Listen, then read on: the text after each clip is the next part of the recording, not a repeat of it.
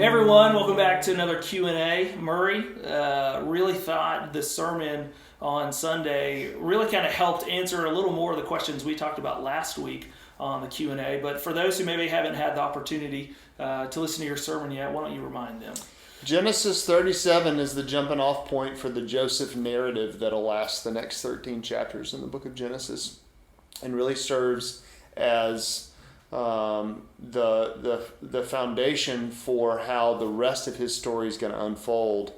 A lot of bad things happen to Joseph. Joseph is the victim of a lot of stuff, but Joseph also finds himself the consequences of his own sin kind of bearing out. And so the general thing that we talked about is, even though we're all capable of the most wicked of sins, certainly in that chapter we think about Joseph's brothers plotting to kill him, selling him, throw him in the pit, sell him to slavery in Egypt.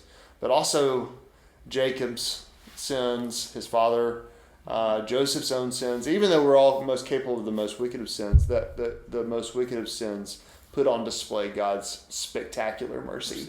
So, yeah.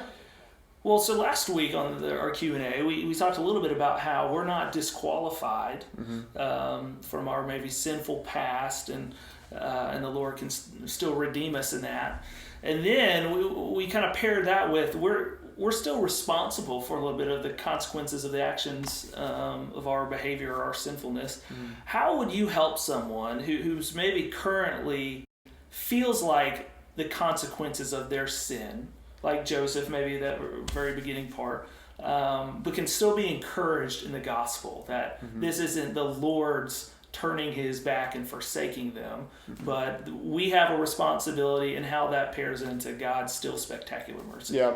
So the cross is the evidence that God will never turn his back on us. So we may experience the physical or mental or social, or even some, obviously spiritual consequences of our own sin. And we may find ourselves even in the throes of it, but even in the midst of whatever the consequence of something that we perhaps have done wrong and identified it, we can be sure that because of the cross, all of the ultimate eternal consequence and shame and guilt has been dealt with. So all that we have left is not the guilt and shame of our sin, but rather the opportunity to freely confess and experience nothing but God's forgiveness and love as a result. Yeah.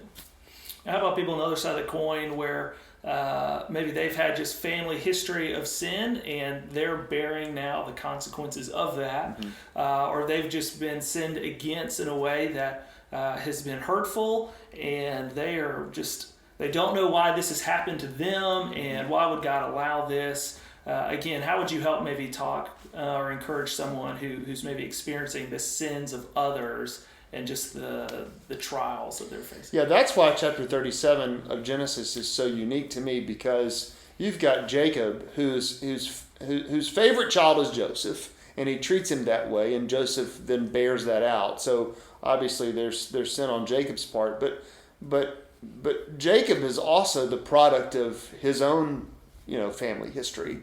His father loving his brother Esau a lot more than him, and favoriting him, and so there's this, in a very real sense, he's the victim of generational sin. But in the context of Genesis chapter 37, it's to Jacob that God promises these wonderful unfolding of the promises that he made to Abraham. And though those things aren't kind of a one-to-one for me and you that experience from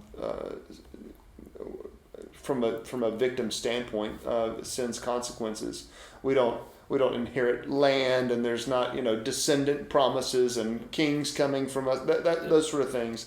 But all those things point towards the greater gift of God himself to us through Jesus Christ, so that we can be encouraged that just as God was with Jacob as he was being treated poorly, just as God was with Joseph as he was being treated poorly, so also does he assure us that he's also with us, and that he's with us in the very darkest of moments, and that he himself knows what it's like to be treated poorly and to be the victim when he himself has done no wrong.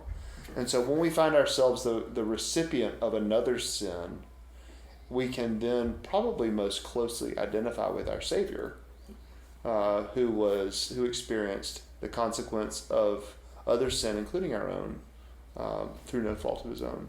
Which I feel like too, when you experience that you're in good company with Christ, it makes more real his atoning sacrifice and his love for us. So, absolutely.